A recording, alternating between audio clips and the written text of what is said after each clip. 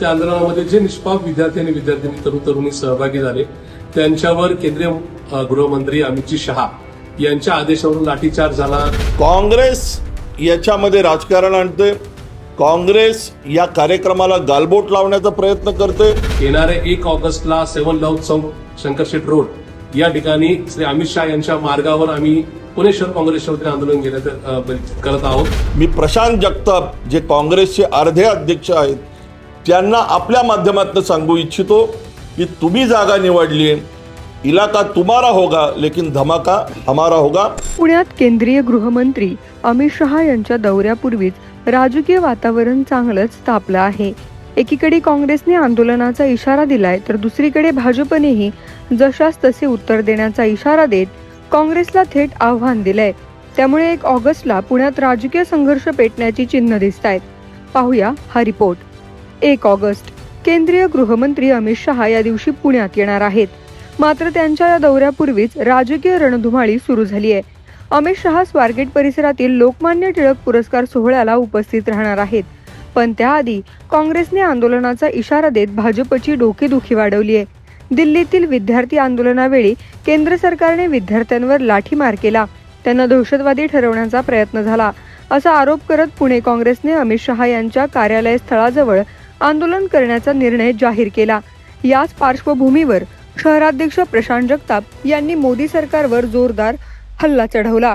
नुकतंच जंतर मंतरवर या देशाने जे पाहिलं ते अत्यंत दुर्दैवी होतं, कारण या सगळ्या जंतर मंतरच्या आंदोलनामध्ये आणि जंतर मंतरचे देशभराचे आंदोलन झालं त्या आंदोलनामध्ये जे निष्पाप विद्यार्थी आणि विद्यार्थिनी तरुण तरुणी सहभागी झाले त्यांच्यावर केंद्रीय गृहमंत्री अमित शहा यांच्या आदेशावरून लाठीचार्ज झाला, त्या मुलींचा विनयभंग करण्यात आला आणि शिवाय आता दिल्लीसहित देशभरातील वेगवेगळ्या राज्यांमध्ये वेगवेगळ्या शहरांमध्ये या ठिकाणी त्या सहभागी झालेल्या विद्यार्थ्यांवर त्यांच्या पालकांवर खोटे गुन्हे दाखल करण्यात येत आहेत, त्यांना हॅरेस करण्यात येत आहे आणि याला सर्वस्वी या देशाचे गृहमंत्री अमित शहा जबाबदार आहेत असं आमचं थेट मत आहे।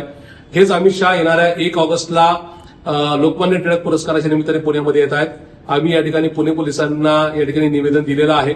येणाऱ्या 1 ऑगस्टला 7 लव चौक शंकरशेठ रोड या ठिकाणी श्री अमित शहा यांच्या मार्गावर आम्ही पुणे शहर काँग्रेसच्या वतीने आंदोलन करत आहोत। या आंदोलनाच्या माध्यमातून श्री अमित शहा यांना जाब विचारला जाणार आहे आणि पुणेकरांच्या वतीने मागणी करण्यात येणार आहे की या विद्यार्थ्यांची तुम्ही आणि त्यांच्या कुटुंबियांची आपण माफी मागावी, त्यांच्यावरचे गुन्हे जे दाखल झालेत ते माघारी घेण्यात यावे आणि ज्यांना मारहाण की विनयभंग झाले त्या पोलिसांवर सुद्धा गुन्हे दाखल करण्यात यावेत।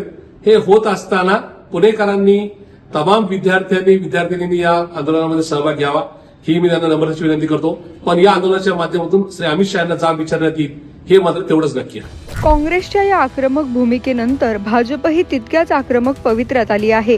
अमित शहा हे भाजपचे वरिष्ठ नेते असून त्यांच्या कार्यक्रमात गोंधळ घालण्याचा प्रयत्न झाला तर त्याला जशास तसे उत्तर दिलं जाईल। काँग्रेस जिथे आंदोलन करेल तिथेच जाऊन भाजप उत्तर देईल असा इशारा भाजपचे शहराध्यक्ष धीरज घाटे यांनी दिला आहे। मुळात काँग्रेसनी घेतलेली भूमिका ही राजकीय सूडबुद्धीने भूमिका घेतली।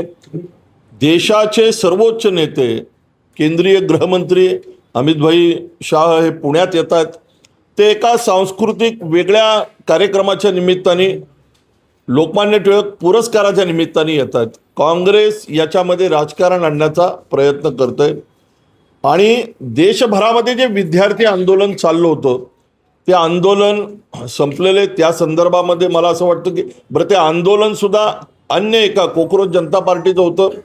काँग्रेस याच्यामध्ये राजकारण आणते, काँग्रेस या कार्यक्रमाला गालबोट लावण्याचा प्रयत्न करते आणि अमित भाई हे आमचे सर्वोच्च नेते आहेत, त्यांच्या स्वागतासाठी भारतीय जनता पार्टी मोठ्या ताकदीने त्याच चौकात त्याच वेळेत मोठ्या संख्येने जमणार आहे।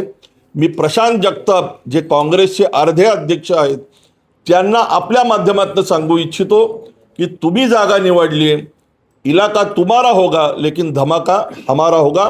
एकीकडे काँग्रेसचं आंदोलन, दुसरीकडे भाजपचं प्रति आंदोलनाचा इशारा। अमित शहा यांच्या पुणे दौऱ्यापूर्वीच शहरातील राजकीय वातावरण तापलं आहे। आता काँग्रेसच्या आंदोलनाला पोलीस परवानगी देणार का? परवानगी मिळाल्यास कायदा सुव्यवस्था राखण्यासाठी पोलीस कोणती रणनीती आखणार आणि भाजप प्रत्यक्षात प्रति आंदोलन करते का, याकडे संपूर्ण पुण्याचं लक्ष लागलंय।